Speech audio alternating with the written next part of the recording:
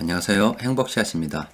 오늘도 우리 시장 수급을 정리하면서 하루를 마감하는 시간을 가져볼까 합니다.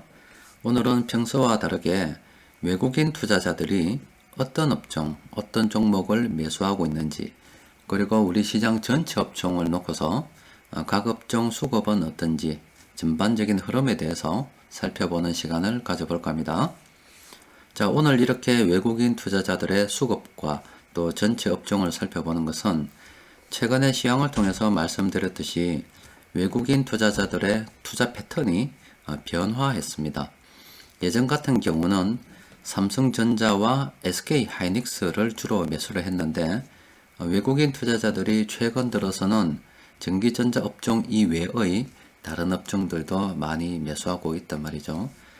특히 삼성전자 관련해서는 아직 시장에서 실행은 되지 않았지만 삼성전자 시가총액이 최근 주가 상승으로 인해서 너무나 커지는 관계로 인해서 정부에서는 30% 룰이라고 있는가 봐요. 그러니까 시가총액 30% 룰이라고 해서 삼성전자, 꼭 삼성전자를 타겟으로 한 것은 아니고 어떤 한 종목의 시가총액이 전체 시장의 시가총액 비중 대비 한 30%가 넘어서게 되면 한 종목으로 돈이 너무 집중적으로 쏠렸다 이렇게 보고서 더 이상 그 종목을 매수하지 못하고 오히려 보유하고 있는 종목을 팔아야 된다 이런 룰이 있는가 봐요. 그와 관련해서는 아직 구체적으로 실행이 되지 않았기 때문에 어떻게 될는지는 모르겠습니다만은 관련 뉴스들을 읽어보면은 비판 여론도 상당히 있는 것 같더라고요.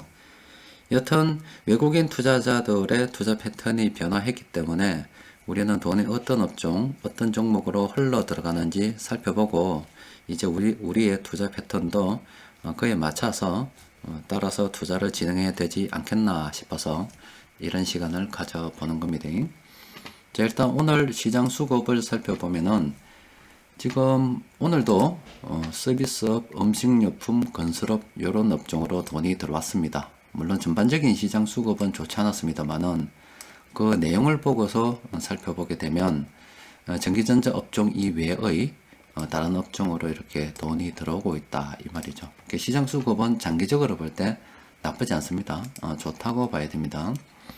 그리고 종합주가 지수를 보면은 지금 우리 시장은 한 단계 2200포인트라는 하나의 어떤 변곡점을 통과해서 주가 지수가 한 단계 업그레이드 되었다고 볼 수가 있죠. 그리고 시장 수급을 살펴보면은 외국인 투자자들이 최근 한 달 동안 약 2조 3천억 원이나 되는 돈을 순매수했습니다. 그리고 지금 살펴보는 것은 이 돈들 대부분이 처음에는 삼성전자와 SK하이닉스 쪽으로 몰렸는데 최근 시장 수급은 그 삼성전자와 SK하이닉스 이외의 다른 업종으로 돈이 들어가고 있기 때문에 그와 관련해서 살펴보는 겁니다. 자, 일단 업종들 쭉 한번 살펴보게 되면은 지금 코스닥 같은 경우는 장기적인 관점에서 상당히 괜찮습니다. 물론 이 안에 있는 지금은 각 업종의 추세를 한번 살펴볼 거고요. 그 안에 있는 개별 종목은 요 다음에 조금 이따가 살펴보도록 하겠습니다. 일단 코스닥 같은 경우는 개인 투자자들이 시장을 주도하고 있죠. 일단 수급은 상당히 괜찮은 상태입니다. 그리고 건설업 같은 경우는 건설 경기를 통해서 어떻게 경기를 살려보겠다고 정부에서 노력을 많이 합니다만은 현재 지수를 볼 때는 우리 투자자의 관점에서 볼 때는 조금 더 기다려야 되는 그런 상황이라 보입니다. 그리고 금융업 같은 경우는 조금 자세히 좀 들여다볼 필요가 있는 게 지금 금융업은 장기적인 관점에서 살펴봐도 됩니다. 긍정적으로 검토를 해도 되고요. 특히 금융업 같은 경우는 최근에 많이 하락을 하다가 지금 다시 반등하는 분위기거든요. 그래서 장기 투자도 가능하고 기술적 분석을 한다면 앞서 보여드렸던 코스피 같은 경우는 다시 한번 보여드릴까요? 자, 코스피 차트를 보면 이렇게 단기 투자를 할 때 매수 포인트는 보통 이렇습니다. 이렇게 전고점을 넘었을 때 이럴 때가 매수 포인트고요. 또 다른 하나의 또 매수 포인트는 단기 고점을 형성하고 바닥을 확인하고 다시 오를 때 이때 매수 포인트가 됩니다. 보통 이때 단기 투자의 매수 포인트를 잡고 출발하게 되면 차익 실현 시점은 전고점을 돌파를 하는가를 여부를 잘 살펴보고 이렇게 갭 상승을 하게 되면 그대로 보이고, 여기서 밀린다고 하면은 단기 투자 같은 경우는 차익 실현을 해야 되겠죠.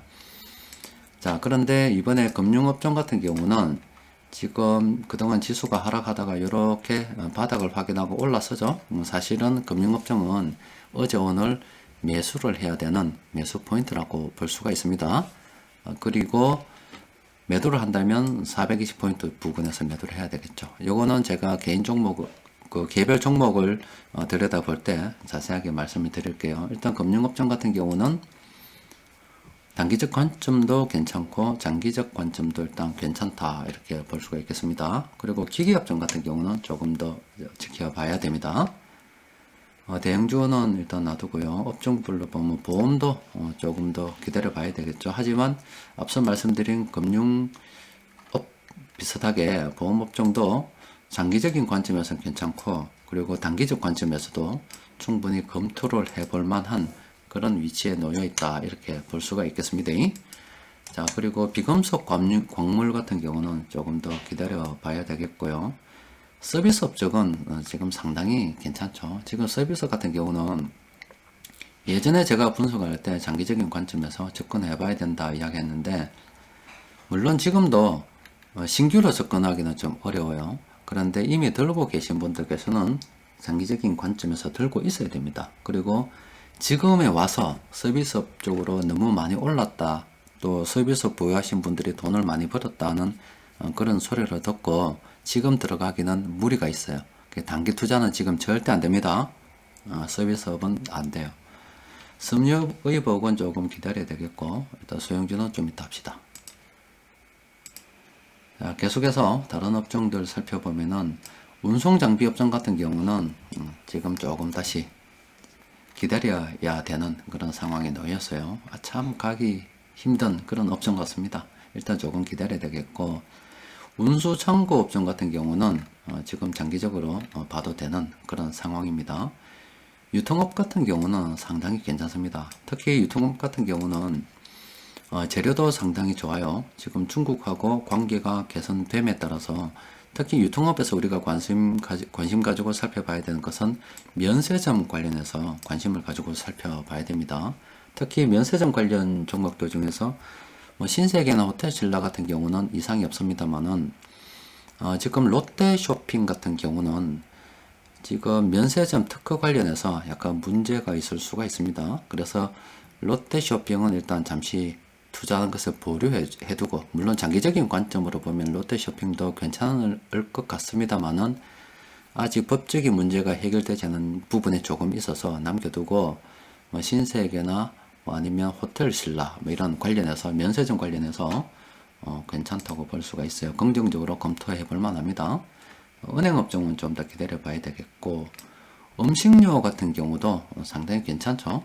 장기적으로 봐도 되는데 조금 더 있어 봐야 되겠어요. 음식료도 일단 장기적으로 괜찮다 볼 수 있겠습니다.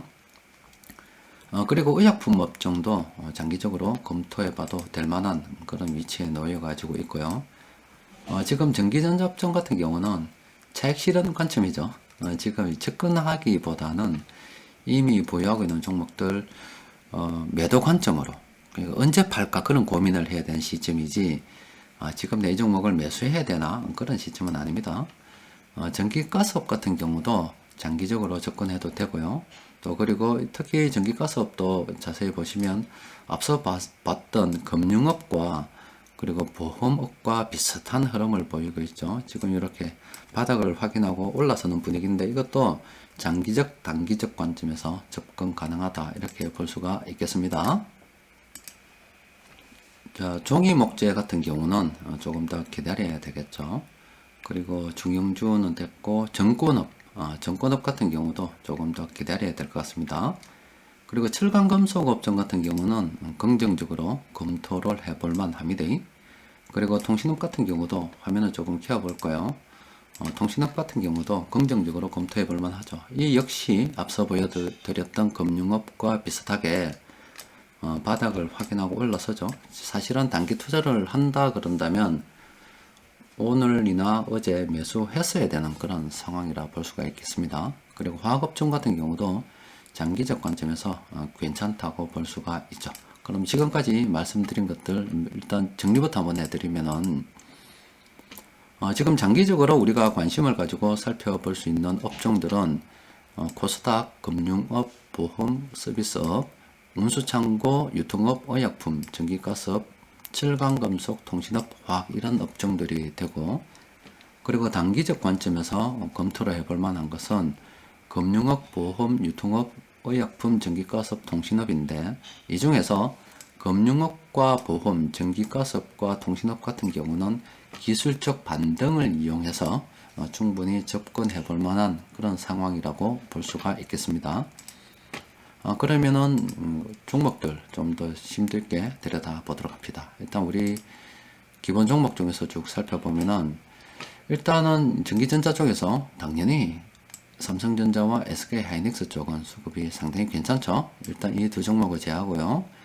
그리고 삼성전기 같은 경우도 좀 제하도록 합시다. 삼성전기 같은 경우도 이미 보유하고 있다면 계속 보유 내지는 매도를 언제 해야 되나 이런 관점으로 바라봐야 되지, 신규 접근은 지금에서 좀 무리가 있다고 볼 수 있어요. 그래서 이 나머지 종목들 있죠. 이 나머지 종목들은 여러분들 화면을 잠시 멈춰 가지고 꼭 체크를 해둘 필요가 있어요. 관심 종목으로 등록을 해 두시는 게 좋습니다. 현재 시장에서 외국인 투자자들이 매수하고 있고, 세력들이 뭐 전반적으로 왔다 갔다 합니다만은 세력 전반적으로 수급이 상당히 좋은 그런 종목들입니다. 각 개별 업종으로 들어가 보게 되면 일단 코스피는 당연히 또 삼성전자, SK하이닉스 넣을 거고, 대형주도 그럴 거고, 전기전자도 그럴 거고. 자, 서비스업 쪽으로 보면은 지금 서비스업 같은 경우도 상당히 괜찮죠. 그런데 앞서 말씀드린 것처럼 서비스업 차트로 보면 일단 서비스업 자체가 굉장히 많이 올랐어요. 그래서 지금에 와서 서비스 업종을 신규로 접근을 한다는 것은 무리가 있고, 기존에 보유하고 계신 종목들 언제 팔까 이런 관점으로 봐야 됩니다. 좀 더 보유를 할까 아니면 팔까 아니면 분할로 매도할까 이런 관점으로 봐야 돼요. 지금 서비스업에 있는 이 종목들도 상당히 오른 종목들이 많다는 것을 여러분들께서 보시면 금방 알 수 있을 거예요. 자, 금융업 같은 경우는 기술적 반등을 이용할 수도 있다라고 말씀드렸죠. 그리고 장기적으로도 괜찮다라고 말씀드렸는데, 이 종목은 KB금융입니다. 이 정도 되면은 이미 그동안 하락을 하다가 바닥을 찍고 이렇게 상승한다, 이렇게 추세가 상승적으로 잡혔다라고 볼 수가 있죠. 그리고 KB금융 같은 이런 종목들은 일단 시가총액이 크다 아닙니까? 상당히 정직한 종목입니다. 한번 가면은 꾸준히 가고 한번 떨어지면 또 꾸준히 떨어지죠. 근데 가능하면은 이렇게 대형주를 매매를 하는 것이 좋습니다. 그래야 어떻게 주가의 흐름에 일관성이 있죠. 그런데 뭐 단기간에 돈 빨리 벌어보려고 급등주 매달리는데, 이 보시면 대형주도 작게 먹는 게 아니에요. 물론 시간은 많이 걸리죠. 3만 원에서 6만 원까지 그 이상으로 올라가는데 100%도 먹잖아요. 그죠? 이게 대형주도 절대로 어떻게 매매를 통해서 수익 내기 나쁜 그런 종목들이 아닙니다. 또 하나 이런 종목을 가지고 또 생각해 봐야 될 게, 우리 시장이 정말로 참 힘들었던 여러 번 말씀드립니다만은, 다시 한번 차트를 보면 특이한 부분이 있잖아요. 이렇게 굉장히 특이했었죠. 이때도 특이했고, 요때는 2015년 말부터 요때 2016년 요때는 어떤 일이 있었느냐, 여러분들 뉴스 검색해 보면 대반합니다. 2015년 말부터 2016년 초에 있었던 일은 중국이 부채 위기로 인해서 망한다는 소리가 엄청나게 많이 시장에 있었던 때예요. 그 지나고 나서 보면은 그때 굉장히 많이 이렇게 하락을 했죠. 이때는 KB금융만 하락한 것이 아니라 우리 시장에는 많은 종목들이 하락을 했습니다. 알고 보니까 지나고 와서 보니 공매도의 장난이 있다. 왜냐하면 그 이후로 중국 부채 위기는 아직도 오지 않았고 아직도 망하지 않았습니다. 시중에 나오는 뉴스들 잘못 휘둘리면은 저런 식으로 틀립니다. 그때 중국이 잘못되면 우리나라도 중국 의존도가 크기 때문에, 무역 의존도가 크기 때문에 우리나라도 망한다고 할 때가 그때였어요. 그런데 그 망한다고 할 때 얼마나 좋은 투자 기회였냐 이 말이죠. 그리고 이때도 마찬가지로 일본 수출 규제로 인해서 우리는 끝났다, 망한다는 굉장히 좋지 않은 소문들이 많이 퍼지고 있을 때입니다. 지나고 나서 보니까 안 망했다 아닙니까? 그죠? 그러면은 물론 우려는 있었죠. 근데 그걸 갖다가 망한다고 해서 던졌던 사람들은 지나고 나서 보니까 싸게 먹으라 하고 다른 사람들한테 물량을 대준 꼴밖에 안 된다 이 말이죠. 시장은 투자자들이 망한다고 할 때 그때 기회가 있는 겁니다. 사람들은 사실 예전보다는 지금이 훨씬 더 여건이 좋죠. 분위기도 좋잖아요. 미중 무역 협상이 지금 해결의 기미가 보이고 오늘 1차 뭐 합의문 서명식도 가지고 또 영국 브렉시트 우려도 줄어들었고 이런 상황이 얼마나 투자하기 좋아요. 또 정부에서 경기 부양한다 그러고 중국에서도 경기 부양한다 그러고 좋죠. 그런데 투자는 이렇게 좋을 때 하는 게 아니고 물론 지금도 좋은 시점입니다. 하는 게 아니고 망한다 할 때 하는 거예요. 망한다. 그래서 저는 저때 망한다 할 때 우리 카페도 주식 투자하는 카페 아닙니까? 카페에서 사람들 게시글 쓰는 거 보면 대반에 알아요. 카페 방문객들이 줄어들고 사람들이 게시물이 줄어들고 비관적인 소리가 많이 나올 때 그때 카페가 횡합니다. 우리 카페 분위기를 한 몇 달 전에 생각해 보세요. 횡하죠? 그때 횡할 때 바로 투자의 기회가 있는 겁니다. 그래서 뭐 지금 이왕 지난 시점에 투자 이야기하기 좀 그렇습니다만 이론적으로 볼 때 또 실제적으로 볼 때 그렇다 이 말이죠. 자, KB금융 같은 경우도 단기 고점 형성했다고요. 이제 바닥을 확인했다고 봐야죠. 그럼 사실 어제 오늘 매수해야 됩니다. 단기적인 관점에서 바라본다면 매수해야 되고 손절선을 잡는다면 뭐 이점 손절선 하나 잡아두고요. 단기 투자는 손절선 잡아야 돼요. 장기 투자는 꼭 그렇게 할 필요가 없지만은 단기 투자는 해야 됩니다. 그리고 목표 주가를 선정한다면 5만원을 목표 주가로 선정할 수가 있겠죠. 그리고 이 부근에서 밀린다 하면 그때 정리하는 거고요. 훌쩍 뛰어넘어 버렸다 이러면 단기 투자도 또 그냥 들고 있는 거예요. 그 다음을 생각하면서 들고 있는 겁니다. 단기 투자도 KB금융 앞서 말씀드린 것처럼 금융권에서는 이렇게 할 수 있다 이 말이죠. 자, 그럼 신한지주도 한번 보면은 KB금융보다는 신한지주가 훨씬 추세는 좋지 않습니다. 이도 마찬가지로 물론 각 개별 종목의 특성이 있습니다만은 비슷한 시기에 2016년 초, 2015년 말 이때 중국 소식이 좋지 않을 때가 참 좋은 매수 기회였고 물론 이때는 뭐 각 개별 종목 사정이라서 말씀 못 드리겠고요. 그리고 일본 수출 규제로 인해서 한국 망한다 할 때 이때도 좋은 매수 기회 아니었습니까? 그죠? 그러면 지금 신한지주 같은 경우도 이제 급락하다가 이게 뭐 공매도가 장난쳤을 겁니다. 하다가 왜 그런지는 각 개별 종목 살펴봐야 돼요. 근데 이게 바닥을 찍고 이렇게 KB금융처럼 올라선다면 당연히 신한지주도 긍정적으로 검토를 해봐야 되겠죠. 하나금융지주도 뭐 같은 금융권이기 때문에 비슷한 흐름 보이지 않겠습니까? 자, 하나금융지주도 얼마든지 내일 매수도 되겠죠. 그래서 손절선 적당하게 하나 잡아두고 그리고 목표 주가 적당하게 한번 설정하고 그냥 들고 가는 기지. 단기 투자 관점에서 말씀드리는 거예요. 일단 금융업종은 그렇고 자, 유통업종 살펴보면은 자, 유통업종 괜찮죠. 지금 호텔신라 면세점 때문에 중국 때문에 잘 나간다 아닙니까? 지금 호텔신라 사는 거 아닙니다. 호텔신라 같은 경우도 이 마감 시장에서 자주 나왔다 아닙니까? 그때 사야지 지금 와서 산다는 건 아니죠. 지금에서 들고 있어야 됩니다. 그리고 단기 투자 관점은 절대 아니고 신세계도 잠시 봅시다. 자, 신세계 같은 경우도 마찬가지죠.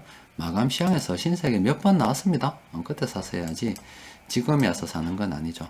그런데 지금 신세계나 롯데 그 호텔신라는 많이 올랐죠. 그런데 롯데쇼핑 같은 경우는 조심해야 되는 게 바닥을 빌빌 기고 있다 아닙니까? 그죠?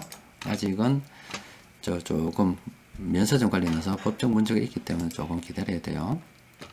일단 유통업도 괜찮고요. 그리고 또 살펴봅시다. 칠강금속 업종도 괜찮죠. 칠강금속 업종의 돈은 대부분 코스피와 고려 아이언 쪽으로 오는데 코스피가 아니고 포스코와 고려 아이언 쪽으로 오는데 이 포스코 같은 경우는 뭐 얼마든지 장기적으로 긍정적으로 검토해 볼 만한 그런 상황이죠.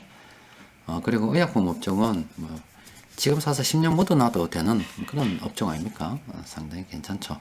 삼성바이오로직스도 그동안 얼마나 마감 시장에서 많이 나왔어요. 그죠? 마감 시장에서 한두 번 나왔습니까? 그죠? 삼성바이오로직스도 괜찮습니다. 그리고 보험 쪽도 보험 쪽은 그렇게 꼭 우리가 매수를 안 해도 될 것 같아요. 왜냐면 금융업종도 있고 다른 쪽도 있는데 이미 들고 있다면 몰라도 좀 그렇고요. 또 그리고 통신업도 최근에 많이 밀렸죠. 기관들이 엄청 팔았습니다. 그럼 장기적으로 보면 괜찮은데 이것도 마찬가지로 바닥 확인했고 지금 샀어야 된다, 그죠? 사야 되는 그런 상황이고 단기적인 관점에서 장기적인 관점에서 괜찮습니다. 요점으로 봅시다. 자, 일단 오늘은 외국인 투자자들의 최근 그 수급 변화, 패턴 변화로 인해서 삼성전자와 SK하이닉스 이외의 다른 업종도 쭉 한번 살펴보고 또 그 업종 속에 있는 시장 주요 종목들 대충 한번 점검해 봤습니다. 오늘 우리가 봤던 이 종목들이 앞으로 우리 시장을 이끌어갈 종목들이라 그렇게 생각하시면 됩니다. 또 그리고 아마 이 종목들이 앞으로 마감 시황 올리는데 시장에서 큰 돈 굴리는 세력들이 매수했습니다 하고 자주 올라올 것 같아요. 그래서 각 개별 종목의 상황이 어떤가를 쭉쭉 살펴보면서 앞으로도 괜찮은 종목이 있다면 뭐 개별적으로도 한번 달아보고요. 또 계속 마감 시황을 통해서 달아보도록 하겠습니다. 자, 오늘 올려드린 이 내용은 상당히 중요한 내용들이기 때문에 여러분들께서 그 나오는 개별 종목들은 꼭 한번 챙겨봐 두시기 바라겠습니다. 자, 이상입니다.